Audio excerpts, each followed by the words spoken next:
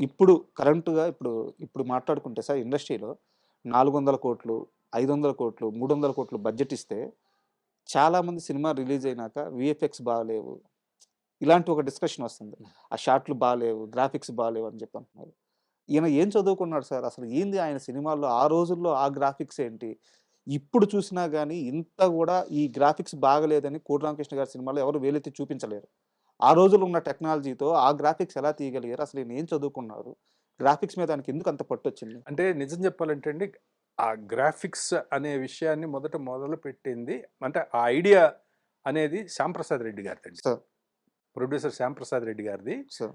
ఆయన మనం అంటే తెలుగు కాకుండా ఇంకా విస్తృతంగా మన తెలుగు సినిమాని తీసుకెళ్ళాలి అంటే ఈ టెక్నాలజీని మనం ఇంగ్లీష్ సినిమాల్లో చూసే టెక్నాలజీని మనం తెలుగు కథకి గనక అడాప్ట్ చేయగలిగితే హ్మ్. చాలా బాగుంటుంది అనే ఐడియా శ్యాంప్రసాద్ రెడ్డి గారు. సార్. దాన్ని ఇంప్లిమెంట్ చేసింది కోటి రామకృష్ణ గారు. హ్మ్. అప్పుడు 'అమ్మోర్' అనే సినిమా, అదే ఫస్ట్ గ్రాఫిక్స్ సినిమా. సార్. మన ఆహ్, క్రిస్ అని ఒక ఆయన ఉండేవాడండి. అమెరికా నుంచి ఆయన్ని తీసుకొచ్చారు. హ్మ్. అప్పటికి మనకు గ్రాఫిక్స్ అంటే మనం దానికి ఎలా షూట్ చేయాలో కూడా తెలీదు కదా! సార్. ఆ గ్రీన్ మ్యాటు ఇలా వేసి ఇది షూట్ చేయాలి, ఈ ప్లేట్స్ తీసుకోవాలి, ఇవి ఏమి తెలీదు కదండీ. హ్మ్. హ్మ్. అయితే ఏంటంటే కోటి రామకృష్ణ గారిది ఎప్పుడైనా సరే బలమైన నమ్మకం ఏంటంటే, పొర్రపాటున కూడా గ్రాఫిక్స్ వల్ల సినిమా ఆడదు. హ్మ్. మీరు అద్భుతంగా చేయండి. హ్మ్. కానీ దానిలో కనెక్ట్ అయ్యే ఎమోషన్ సినిమాలో ఉంటేనే, హ్మ్. హ్మ్. ఇప్పుడు ఈ ఎమోషన్‌కి ఈ టెక్నాలజీని వాడుకోవాలి తప్ప, హ్మ్. ఈ టెక్నాలజీ కోసం మనం సినిమా చేస్తే, సార్. సినిమా ఆడియన్స్‌ని పట్టుకోదు. సార్. ఒక్క గ్రాఫిక్ షాట్ కూడా లేకుండా సినిమాలు మనం ఎందుకు చూసాం అంతకుముందు? ఎమోషన్ ఎందుకు చూసాం? కథ. ఆ ఎమోషన్ కనెక్ట్ అవ్వడం. అవును. అవును. ఆ కథ, ఆ కథా గమనం మీకు ఆడియన్స్‌ని పట్టుకుంటే, ఇవన్నీ ఏంటంటే కొత్తగా అనిపిస్తాయి. హ్మ్. ఫ్రెష్‌గా అనిపిస్తాయి. హ్మ్. ఇప్పుడు అదే ఫీలు మనం 'మిక్సెల్' కెమెరాలో మన ఆయ విఠలాచార్య గారు చేసినప్పుడు మనం ఆహా! ఓహో! అని చప్పట్లు కొట్టాం కదా! ట్రిక్ షాట్‌లన్నీ ఉంటాయి. ట్రిక్ షాట్స్ అన్నీ 'మిక్సెల్' కెమెరాలో హ్మ్. చేసేవాళ్ళండి. హ్మ్. అవన్నీ ట్రిక్ ఫోటోగ్రఫీ. రవికాంత్ నాగాయిచ్ గారు ఎంత అద్భుతంగా ఉంటాయి. వాటికన్నిటికి ఎందుకు కనెక్ట్ అయ్యాం మనం? అంటే ఎం ఆ ముందున్న కథా గమనం, హ్మ్. ఆ ఎమోషన్స్ అవన్నీ ఉన్నాయి కాబట్టి ఇప్పుడు 'రావణాసురుడు' అలా 'వీరాభిమన్యు' సినిమాలో బ్లాక్ అండ్ వైట్ సినిమాలో కుంభకర్ణుడు అలా పడుకొనుంటే ఇంతింతుంటారండి. లిల్లీ పుట్స్‌లాగా ఇంతింతుంటారు సైనికులు. సార్. వాళ్ళందరూ నిద్రపోతుంటే నిచ్చెనలేసుకొని ఎక్కి పైన ముక్కు మీద వాటి పొడుస్తుంటారు. మీద సోలాలు పెట్టి పొడుస్తుంటారు. చాలా మంది సిపాయిలందరూ పొడుస్తా ఉంటారు హ్మ్. లేపడానికి. అది చూసి ఆహా! ఓహో! అని మనం అనుకున్నాం గదా! అంటే ఆ కంటెంట్‌లో ఉన్న ఇదండి. కంటెంట్ లేకుండా మీరు ఎంత అద్భుతమైన గ్రాఫిక్స్ పెట్టినా హ్మ్. అసలు సినిమాలు చూడనే చూడరండి. సార్. చూడనే చూడరు. ఒకవేళ గ్రాఫిక్స్ బాగోకపోయినా ఆ కథా గమనం, ఆ స్క్రీన్ ప్లేలో మీరు ఆడియన్‌ని పట్టుకున్న విధానం గనక గొప్పగా ఉంటే, ఆ ఎమోషన్ గనక వర్కౌట్ అయితే, ఒకటి అరా గ్రాఫిక్స్ బాగోపోయినా ప్రేక్షకులు క్షమించేస్తారు. ఆయన దీన్ని ఎమోషన్ అని నమ్ముతారు. ఓకే. 100%. బట్ ఈ గ్రాఫిక్స్‌ని వేరే రేంజ్‌కి తీసుకెళ్ళిపోయారు. ఆ రోజుల్లో అది గూడా. అవునండి. సార్ నాకు తెలియకే అడుగుతున్నాను. 'అమ్మోరు' సినిమా అప్పటికే మీ జర్నీ ఏంటి సార్ అక్కడ? 'అమ్మోరు' సినిమా అప్పుడు నేనున్నానండి. అదే కానీ ఆ పిక్చర్‌కి నేను వర్క్ చేయలేదు. వర్క్ చేయలేదు. నేను 'దేవి' సినిమాకి వర్క్ చేశా. ఓకే. ఆ సెకండ్ ఫిల్మ్ 'దేవి' పిక్చర్‌కి నేను కో డైరెక్టర్. ఓకే. ఆ పిక్చర్ అంతా గ్రాఫిక్సే గదా! ఆ! ఆ గ్రాఫిక్స్ అన్నీ అంటే 'అమ్మోరు' అప్పటికి ఇక్కడ గ్రాఫిక్స్ చేసేవాళ్ళు లేరండి. హ్మ్. అప్పుడంతా అమెరికాలో అక్కడ చేసిన గ్రాఫిక్స్ అవి. సార్. 'దేవి' సినిమాకొచ్చేటప్పటికి బాంబేలో, హ్మ్. చెన్నైలో కొద్దిగా వచ్చారు. ఓకే. ఇప్పుడు 'దేవి' పిక్చర్ చేసిందంతా ఇక్కడేనండి. హ్మ్. క్రస్ట్ కమ్యూనికేషన్స్ అని బాంబేలో ఉంటారు. హ్మ్. వాళ్ళు చేశారు. మరి ఎంత అద్భుతంగా చేశారు. కరెక్టే. అంటే ఆ ఎమోషన్ అండి అక్కడికొచ్చేటప్పటికి ఆహ్, ఇంత ఎమోషన్‌ని క్రియేట్ చేసి అక్కడ అని అలా 10 తల పామొచ్చిందనుకోండి, హ్మ్. ఆ గూస్ బంప్స్ ఒస్తాయి. ఈ ముందంతా ఏమి లేకుండా పేలవంగా వచ్చి మీకు పామొచ్చినా అది బొమ్మలా ఉంటది. సార్. అది ఖచ్చితంగా ఫాలో అయ్యేవారండి. కోటి రామకృష్ణ గారు ఆయన సక్సెస్ ఏంటంటే, ఆ సీజీ గ్రాఫిక్స్ ఎక్కడ రావాలి? ఎందుకు రావాలి? అనేది ఇంపార్టెంట్ మెయిన్. అండ్ అంటే నాకు 'అమ్మోరు' గురించి కొన్ని క్వెషన్‌లున్నాయి సార్. అవి తర్వాత అడుగుతాను. హ్మ్. మీరు 'దేవి' ప్రస్తావన తీసుకొచ్చారు కాబట్టి, ఆ విలన్ని ఎక్కడ పట్టారు సార్? ఆయన విల అంత హైట్ ఉంటాడు. ఆ విలను యాక్చువల్‌గా అతని పేరు అబూ సలీం అండి. సార్. అబూ సలీం అని అతను మన కేరళలో ఒక ఎస్ఐ ఓకే. ఆయన. ఆయన అసలు మాకు ముందు అసలు లిస్ట్లో లేడండి. ఒక ఎక్కడో ఆఫ్రికాలోనో ఎక్కడో ఒక ఉండే ఆయన్ని ఎంఎస్ రాజు గారు తీసుకొచ్చారు ఫస్ట్ ఆ క్యారెక్టర్కి. హైట్ గీట్ మంచి పర్సనాలిటీ ఉండి అతనికి ఆ గెటప్ వేసి చూసాం కానీ అతనికి ఒక్క ముక్క కూడా తెలుగు రాదు.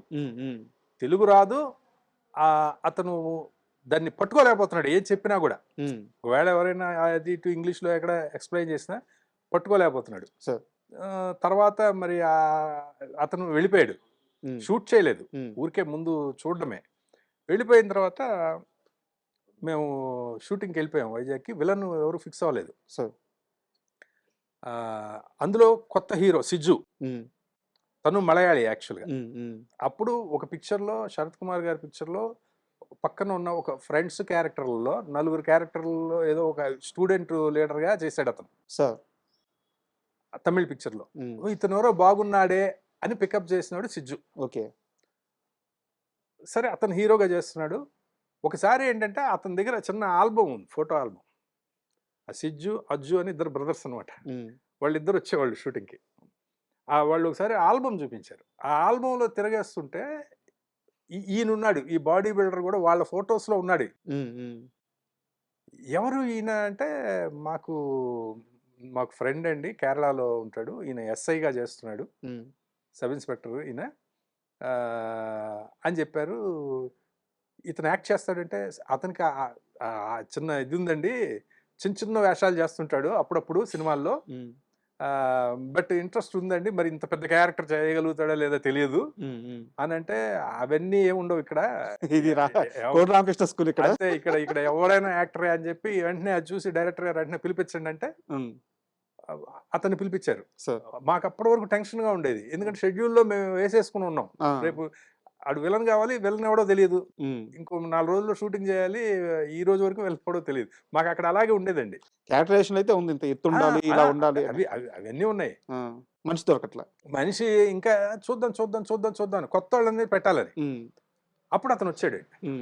అతను వస్తే షర్ట్ ఇప్పితే మంచి బాడీ బిల్డరు, అది బాగున్నాడు. ఇంకా అతని కాంటాక్ట్ లెన్స్ అవి పెట్టి, విగ్గు పెట్టి, అతనికి తెలుగు అనేది ఒక ముక్క రాదు.